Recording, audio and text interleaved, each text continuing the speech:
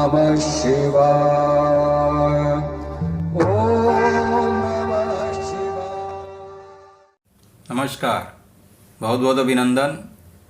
दर्शकों, आज का विषय है कि यदि बृहस्पति दारा कारक हो तो नवमांश कुंडली में वो किस प्रकार के फल देगा। अब बृहस्पति चूंकि एक ज्ञान का ग्रह है, बुद्धिमत्ता का ग्रह है, धार्मिकता से भी बृहस्पति का संबंध है,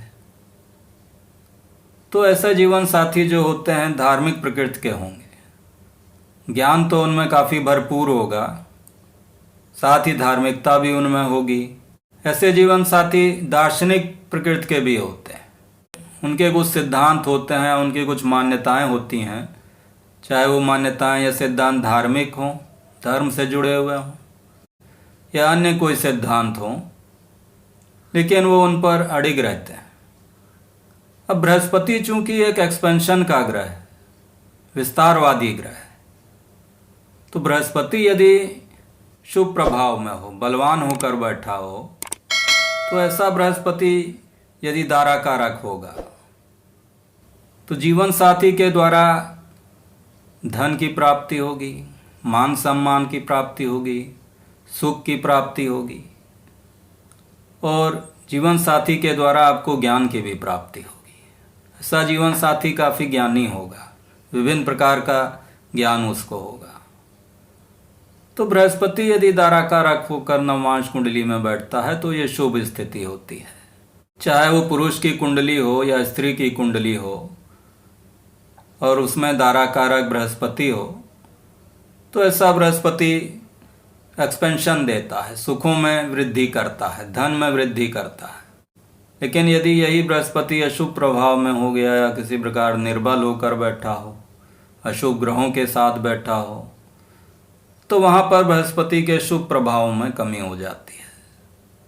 वहाँ जो जीवन साथी होगा वो अंधविश्वासी हो सकता है, व्यर्थ के खर्चे करने वाला हो सकता है, उसके द्वारा धन का नाश भी हो सकता है। तो यदि बृहस्पति शुभ प्रभाव में है तब तो जीवन साथी के द्वारा सुखों की प्राप्ति होती है, धन की प्राप्ति होती है। लेकिन अशुभ प्रभाव में हो गया बृहस्पति, निर्बल होकर बैठा हो, तो दारा कारक हो, तो वहाँ पर अशुभ फल भी मिलते हैं। अब ये निर्भर करेगा कि बृहस्पति किस भाव में बैठा हुआ है और किस राशि में बैठा हुआ है। तो राशि को देखना और भाव को देखना आवश्यक है, और उसके अनुसार फल में परिवर्तन हो जाता है। तो बृहस्पति यदि दारा कारक होकर लग्न में हो तो ऐसा जीवन साथी जो होगा काफ़ी आत्मविश्वासी होगा, ज्ञान उसमें काफ़ी अधिक होगा। क्योंकि लग्न का संबंध धन से भी है, तो बृहस्पति यदि दारा कारक होकर लग्न में बैठा हो तो ये धन की प्राप्ति का भी सूचक है। जीवन साथी के द्वारा धन की प्राप्ति होगी, मान सम्मान की प्राप्ति होगी। लेकिन यदि अशुभ प्रभाव में हो तो वहाँ पर जीवन साथी जो होगा दृढ़ विचारों वाला नहीं होगा, ज्ञान की उसमें कमी हो सकती है। यदि बृहस्पति दूसरे भाव में बैठा हो, शुभ प्रभाव में हो, तो धन की प्राप्ति होती है, कुटुंब में काफ़ी प्रेम रहता है, वाणी जीवन साथी की काफ़ी अच्छी हो सकती है, ओजमय वाणी होगी, ज्ञान का प्रवाह हो सकता है वाणी से। निर्बल होने पर अशुभ फलों की प्राप्ति होगी, धन की कमी हो सकती है, कुटुंब में वैमनस्य हो सकता है। बृहस्पति यदि दारा कारक होकर तीसरे भाव में बैठा हो, शुभ प्रभाव में होगा, धार्मिक यात्राएं होंगी, धर्म कर्म में रुचि बढ़ेगी, भाई बहनों में सहयोग रहेगा। अशुभ प्रभाव में होने पर जो यात्राएं होंगी वो कष्टमय हो सकती हैं, भाई बहनों में आपस में वैमनस्य हो सकता है। चौथे भाव में यदि बृहस्पति बैठा हो दारा कारक है, शुभ प्रभाव में है, तो काफ़ी शुभ स्थिति होती है, पारिवारिक सुख की प्राप्ति होगी। इसके अतिरिक्त अन्य सुखों की भी प्राप्ति होती है, पैटर्नल प्रॉपर्टी की प्राप्ति हो सकती है। यदि पंचम भाव में बृहस्पति बैठा हो दारा कारक होकर, तो जो जीवन साथी होगा काफ़ी क्रिएटिव होगा, ज्ञानी भी होगा, साथ में क्रिएटिविटी भी उसमें काफ़ी होगी। किसी एंटरटेनमेंट के फील्ड में हो सकता है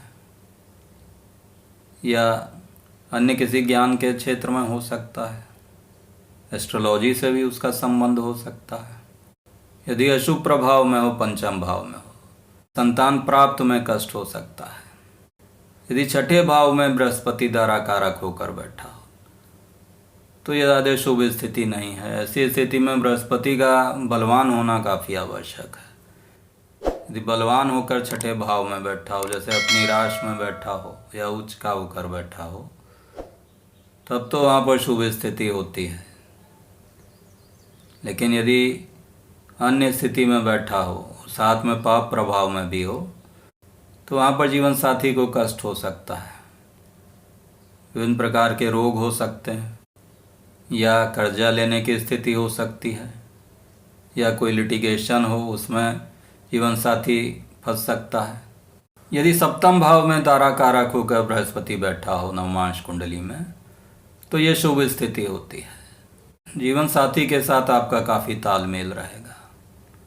जीवन साथी काफ़ी धार्मिक होगा, ज्ञानी भी होगा, बिजनेस माइंडेड हो सकता है, कोई ऐसा व्यवसाय कर सकता है जिसका संबंध ज्ञान से हो, जैसे टीचिंग का व्यवसाय कर सकता है।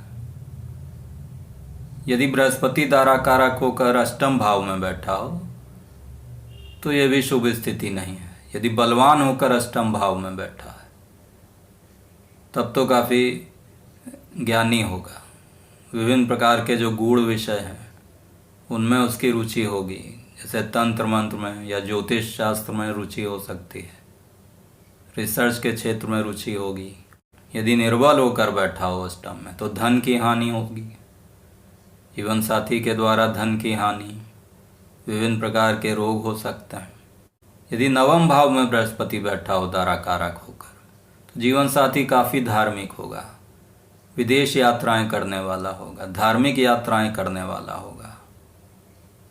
यदि शुभ प्रभाव में होगा तो पिता का सम्मान करने वाला होगा, पिता के द्वारा उसको काफ़ी सहयोग मिलेगा, राज अधिकारियों की कृपा मिलेगी जीवन साथी को।